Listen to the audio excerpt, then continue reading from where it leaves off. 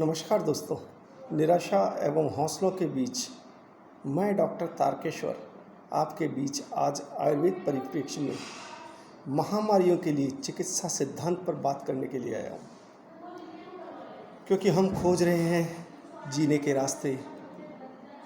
पहली बार जिंदगी की रेस में जो स्थिर रहेगा वही जिंदगी की इस दौड़ में होगा विजेता। जी हाँ, मैं बात कर रहा हूँ सोशल डिस्टेंसिंग की, लॉकडाउन की। बीइंग ए आयुर्वेद फिजिशियन, ये मेरा दायित्व है कि मैं आयुर्वेद के चिकित्सा सिद्धांतों के अनुरूप आप लोगों को कुछ चीज़ें बताऊं जो हमें ज़िंदगी की इस रेस से लड़ने में सहायक हो और हमें मोटिवेशन कर सके। आयुर्वेद चिकित्सा पद्धति के मूलभूत जो सिद्धांत हैं, चरक संहिता के चिकित्सा अध्याय 28 का अवलोकन करते हैं तो उसमें श्लोक संख्या 6 और 7 में प्राण और उदान वायु दोनों मिलकर प्राणवय स्रोतस के श्वसन क्रिया का आवश्यक कार्य करते हैं। अब चरक विमान अध्याय 5 में वहीं आचार्य क्या कहते हैं? अध्याय 5 के श्लोक 10 में कि वात दोष प्रकोपक आहार विहार यानी कारणों का सेवन करने से उदान वायु का प्रकोप होने के साथ साथ स्थानिक उरह प्रदेश है, छाती है, उसमें कफ और वायु द्वारा फेफड़ों और हृदय की विकृति होती है। अब इसी बात को चरक विमान स्थान अध्याय 5 के श्लोक संख्या 8 में जब हम देखते हैं तो ये आचार्य कहते हैं कि अत्यधिक प्रमाण में दोषों का निकलना या अवरोध होना, मतलब अति प्रवृत्ति या संग होना, शब्द और शूल के साथ सांस के अंदर दिक्कत करती है, परेशानी करती है, श्वास क्रिया को विकृत करती है। अब चरक संहिता का अध्याय 18 उसके श्लोक संख्या 6 से लेकर 8 में आचार्य ये कहते हैं कि प्राण वायु अधो मार्ग से अवरोध को प्राप्त होती है तो वह उदान वायु के साथ ऊपर की तरफ मिलकर जत्रुर्ध्व अंगों जैसे नेत्र, नासा, मन्या, पीठ, छाती के अवयवों को पीड़ित करती हुई सांस और खांसी को उत्पन्न करती है। इससे भोजन में अरुचि और गले में खुजली होती है। जिन आचार्यों ने चरक से जिसे आचार्य चरक ने चरक संहिता के अध्याय 17 के श्लोक 17 में इसी छाती के प्रदेश में वेदना एवं हृदय के पीड़ा के लक्षण बताए हैं, जो कि प्राणवायु की विलोम गति के कारण छाती में अवरुद्ध कफ को लेकर भयंकर श्वास और हिक्का उत्पन्न करती है। और चिकित्सा सिद्धांत की बात करें तो आचार्य हमेशा यही कहते हैं, संक्षेपतः क्रिया योगो निदान परिवर्जनम। अतः निदान से तो हमें बचना ही होगा, ये अत्यंत आवश्यक है। निदान चाहे कैसा भी हो, शारीरिक हो, मानसिक हो। अब आचार्य अन्यत्र ये भी कहते हैं ओजो अश्नानाम रजनी चराणाम, मतलब रोग के उत्पन्न करने के कारणों और शरीर की व्याधि क्षमता का जो अंतर्द्वंद है उसको समझा रहे हैं आचार्य कि ओजो अश्नानाम रजनी चराणाम, कि ये ओज का आसन कर रहे हैं ये रजनीचर। कौन?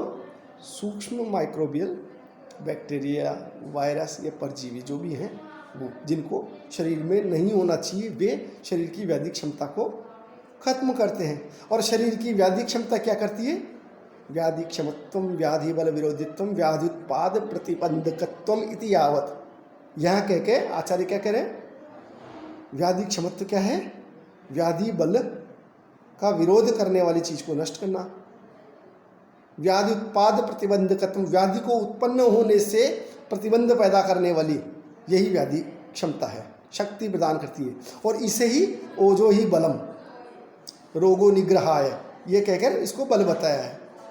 और अन्यत्र ये भी कहा है प्राकृतस्तु बलम श्लेष्मा विकृतो मल उच्यते।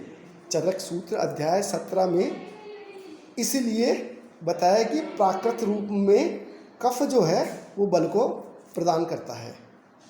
सुश्रुत संहिता में भी अध्याय 15 में ओज का विस्तृत वर्णन है। क्या है?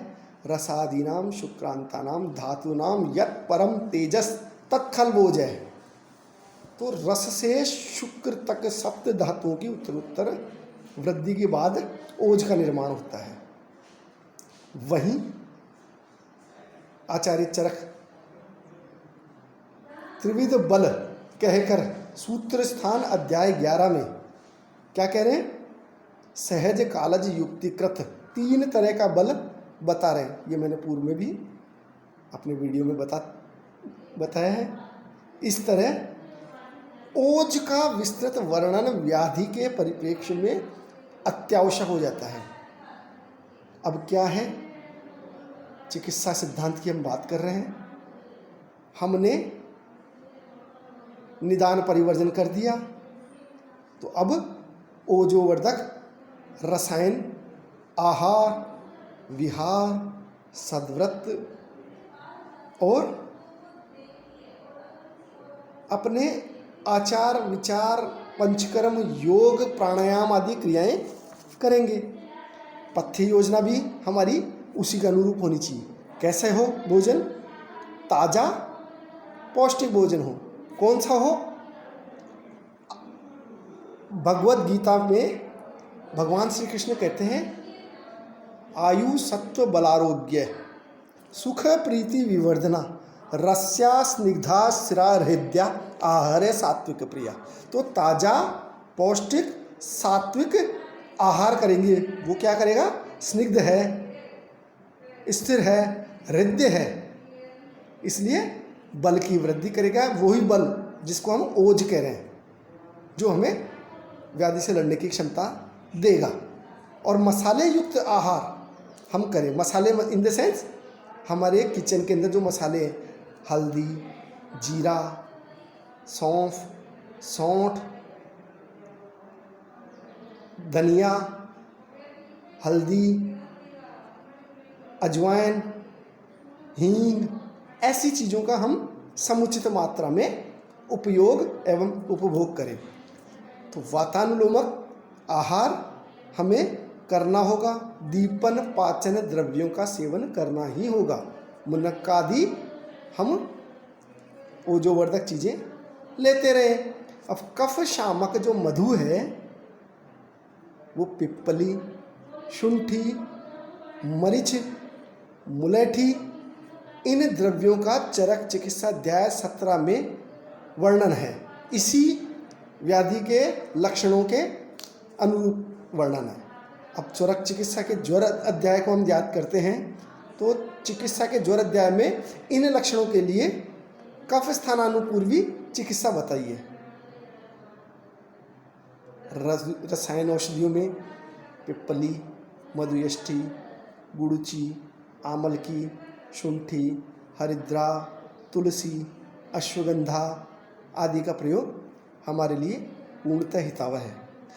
हमें एक चीज़ और ध्यान रखनी पड़ेगी, दूध, घी, शहद, ये चीज़ें हमें आवश्यक रूप से लेनी है, जिससे कि रसायन का हमें फल मिलता रहे। अब हम बात करें तो स्नेहन स्वेदन द्वारा दोषों का विलयन करना भी अत्यावश्यक है। अर्थात दोषों का विलयन होकर और प्रधान कर्म में विरेचन, विरेचन से यहाँ तात्पर्य है वमन और विरेचन दोनों, क्योंकि दोषों को ऊर्ध्व और अधः दोनों भागों से निर्हरण करना है। कहा है दोषा कदाचित कुप्यन्ते जितालंघन पाचने जिता संशोधन रेतु न तेषाम पुनरुद्भव। इसलिए संशोधन चिकित्सा श्रेष्ठ है। शमन चिकित्सा में समान वायु प्रकुपित कफ को हम कैसे करेंगे? दोषा क्षीणा व्रहितव्या, वृद्धा निरर्तव्या। समा परिपाल्या इति सिद्धांत है, और कुपिता प्रशमयितव्या, ये चीज़ हमें ध्यान रखनी होगी, तभी हम संशोधन और संशमन दोनों का उचित रूप से प्रयोग करके और व्याधि की चिकित्सा कर पाएंगे। नियमित योग और प्राणायाम के द्वारा उदरस्थ, उरस्थ और कंठस्थ प्राण, उदान और समान वायु को हम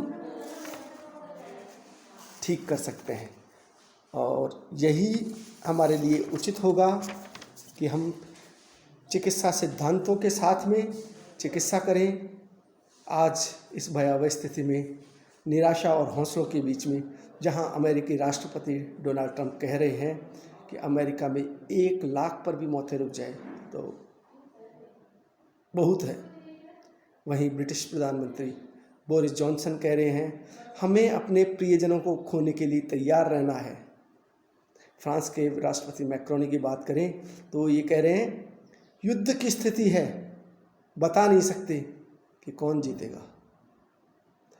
वहीं हौसलों के साथ हमारे आदरणीय प्रधानमंत्री श्री नरेंद्र मोदी जी कह रहे हैं लड़ाई लंबी है, न हारना है न थकना है, बस जीतना है।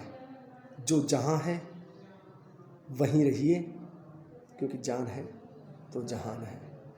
सोशल डिस्टेंसिंग अपनाइए, निदान का परिवर्जन कीजिए और चिकित्सा सिद्धांत को अपनाइए, लोगों को प्रेरित कीजिए, खुद करिए और करवाइए।